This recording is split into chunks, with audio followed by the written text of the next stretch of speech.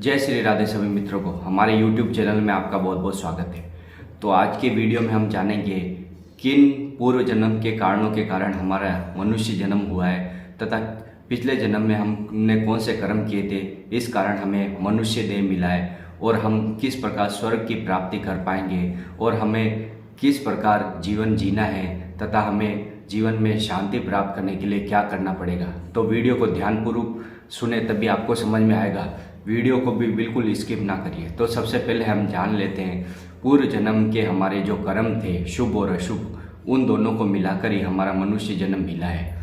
तो मनुष्य जन्म में आपके जीवन में जो परेशानी आ रही है, दुख आ रही है, तकलीफ आ रही है, उसका क्या कारण है? उसका कारण सामान्यतः ये है कि आप इस जीवन में आके भगवान का स्मरण नहीं कर रहे, नाम जप नहीं कर रहे। इस कारण आपको दुख और आपका मन अशांत है, क्योंकि आप किसी से राग द्वेष की भावना रखते हैं या उसका चिंतन करते हैं या उसको आप अनुकूलता चाहते हैं कि वो आपके अनुकूल रहे और आपके अंदर अहंकार आ जाता है। इस कारण आपकी दुर्गति होती जाती है, आपका मन अशांत हो जाता है, आप भोगों की तरफ भागते रहते हो। तो काम क्रोध लोभ मोह का जब तक आपका मोह जाल रहेगा तब तक आपको शांति नहीं मिलेगी।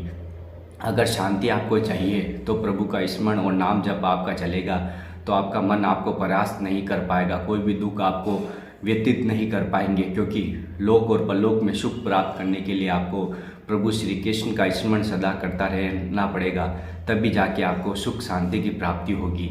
और ये हम जान लेते हैं स्वर्लोक में क्या होता है। स्वर्लोक में भी यही है, जैसे वहाँ बड़े बड़े विमान हैं, आपने जीवन भर अच्छे कर्म पुण्य कर्म किए, महान कर्म किए, तब आपको स्वर्ग की प्राप्ति हुई। स्वर्ग में जाके आपके जो पुण्य कर्म थे उसके अनुसार आप जो वहाँ चाहोगे आपको भोग मिल जाएगा। आपको केवल मन में इच्छा करनी है कि मुझे ये भोग चाहिए तो वही भोग मिल गया, क्योंकि वहाँ जाने के लिए बड़े बड़े विमान हैं, स्वर्ण के विमान हैं। वहाँ ना तो कोई दुख है ना कोई अशांति है, वहाँ ना तो आपको भूख लगेगी ना प्यास लगेगी ना मूत्र वगैरह कुछ भी नहीं, वहाँ सिर्फ शांति शांति है।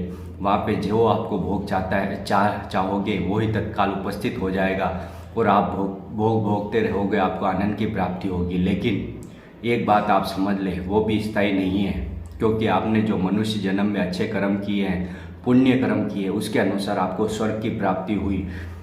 जैसे ही आपके पुण्य कर्म खत्म हुए वैसे ही आपको वापस नीचे धकेल दिया जाएगा, यानी मनुष्य योनि में डाल दिया जाएगा।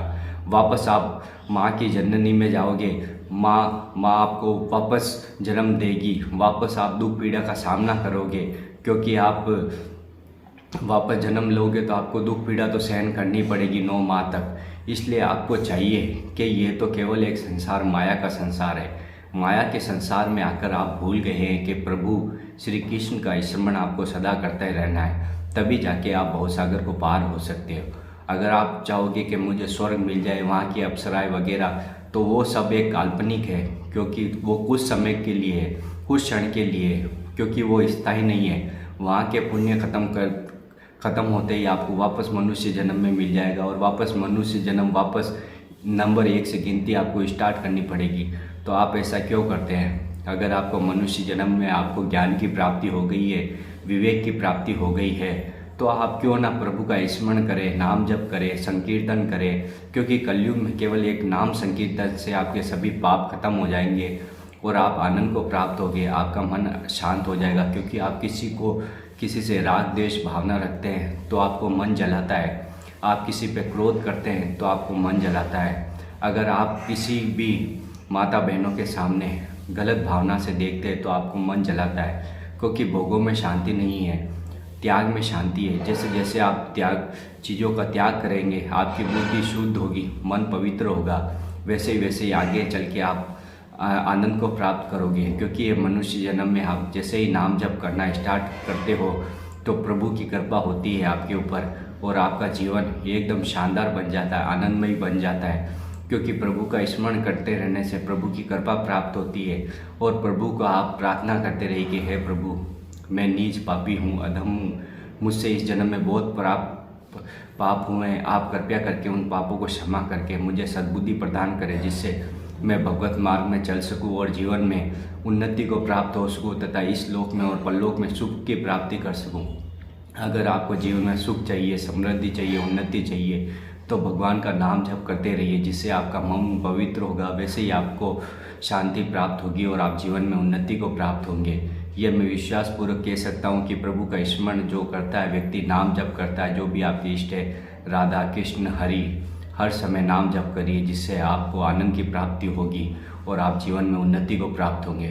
तो ये वीडियो आपको कैसा लगा? वीडियो को लाइक कर दे, कमेंट कर दे, शेयर कर दे और चैनल पर नए हैं तो चैनल को सब्सक्राइब जरूर कर दें, क्योंकि ऐसी ही आध्यात्मिक वीडियो हम आपके लिए लाते रहते हैं। राधा वल्लभ श्री हरिवंश।